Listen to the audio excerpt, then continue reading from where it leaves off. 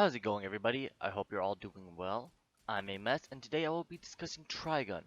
This show has a similar setting as my previously discussed show Cowboy Bebop, and even aired around the same time. Due to the similarities of the two shows, I will be comparing the narratives, characters, and my overall experience while watching the both of them. Also, I have seen the movie, so I will be including it in the discussion, but I have not read the manga, so that will be left out.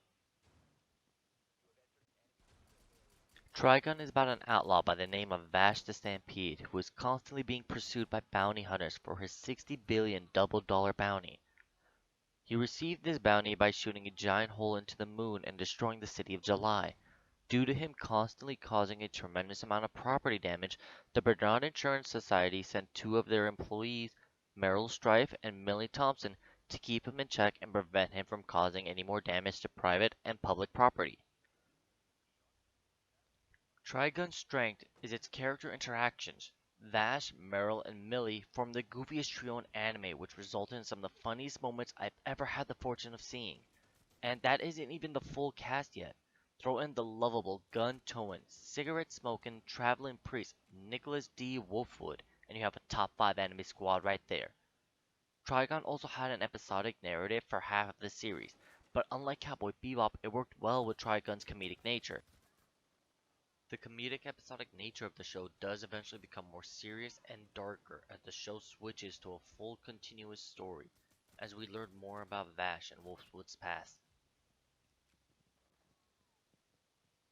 Vash the Stampede is an infamous outlaw with the highest bounty in the world. He is constantly being hunted by bounty hunters, outlaws, or regular people trying to make a quick buck. Vash gets attacked at every city he visits, causing the city to be left in ruin when he leaves. This led him to receive the nickname the Humanoid Typhoon. Despite being a pacifist who cherishes all life, he has a reputation of being a cold-blooded, ruthless murderer. Vash refuses to kill and he despises violence. Ironically, he does use violence to stop bandits and outlaws who terrorize innocent civilians, and he understands the hypocritical nature of it. He primarily fights at a range with his superior marksmanship. His gun of choice is the 45 Long Colt. He has superhuman strength, speed, agility, and reflexes which allow him to seamlessly dodge bullets the instant they are fired. Despite his dead-eye marksmanship and inhuman physical abilities, he lives his life in accordance to his motto, love and peace, which was taught to him by the woman who raised him. This was most prominently shown in the movie. Now, I will be spoiling some major parts from the movie since it's not canon.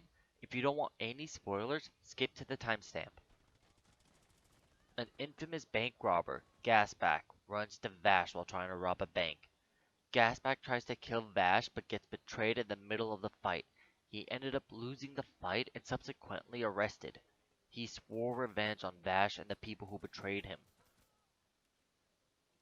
Later in the movie, Vash and Gasback run into each other. Gasback tries to kill Vash again but fails. Even though Gasback tried to kill Vash twice, Vash never thought about killing or even severely hurting him. This showcases Vash's belief that all humans should have a chance at redemption.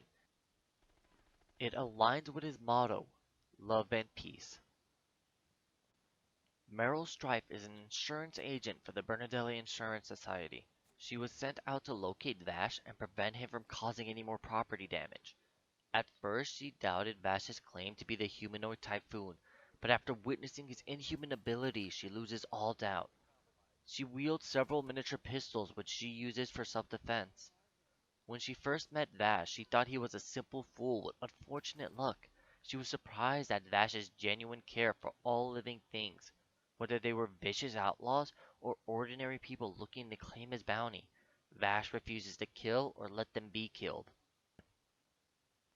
Meryl begins to develop some affection for Vash early on, which ends up becoming fully romantic later on in the series. Meryl is one of Vash's closest friends, romance interests, and emotional support. Whenever Vash reaches his limit and is close to just giving up, Meryl was there to support him and bring him back from the depth of despair. Millie Thompson. She is Meryl Streep's assistant and friend. She's physically much larger than Meryl and wields a massive minigun called the stun gun to boot. Similarly to Vash, Millie doesn't believe in killing people, so her minigun only shoots rubber bullets. She is very kind and a bit of an oddball. She matches Vash's goofy personality perfectly, and unlike Meryl, she developed a good relation with Vash from the moment they met. She also has a very close relationship with Wolfwood that becomes romantic later on in the series. She has a huge family whom she writes to monthly, which she named Millie Monthly. She's one of my favorite characters because of how badass she can be at times. Her giant minigun incapacitates everyone in sight and is even used as a battering ram to send bandits flying. Most people treat her like a child due to her idiotic personality, but she shows real maturity as the show becomes more serious. Finally, Nicholas D. Wolfwood. He is a member of the clan of D and carries around the will of D, which makes him a threat to the celestial dragons and the world govern. Wait, wrong show! Wolfwood is a traveling priest who carries around a giant cross with him called the Punisher. The sides of the cross have several hand pistols within them. The base is a giant machine gun, while the top is a rocket launcher. Unlike Vash, he believes he needs to kill in order to survive, which causes him and Vash to butt heads with each other throughout their journey. His relationship with Millie starts off with him seeing her as nothing more than a grown child, but he slowly starts to fall in love with her the more time they spend together. He travels around the world working as a bounty hunter and occasionally a priest to make money for the orphanage he owns. His personality comes off as cold-hearted and ruthless, but he does show his compassionate side with his orphanage as well as when he lets Vash go despite knowing he was Vash the Stampede. He has similar marksmanship to Vash as well as extraordinary inhuman reflexes. It's not as much as Vash, but it's higher than the ordinary human. Now I want to discuss the biggest antagonist in the series, Legato Blue Summers. Legato is the leader of the outlaw group, the Gun Ho Guns, and the right-hand man to the main antagonist of the series, Knives. A quick disclaimer, due to Knives' lack of significance for most of the series, as well as to avoid spoilers, I will not be discussing him outside of his influence on Legato. Legato's goal is to carry out Knives' command, which is to make Vash suffer for all of eternity. Legato has a telepathic ability that allows him to manipulate others. However, Vash is immune to this ability, so Legato never directly faces him. Instead, Legato sends in the other members of the Gun Ho Guns to fight Vash in his place. Legato's manipulation of others and his complete disregard for human life directly opposes Vash's love and peace mentality.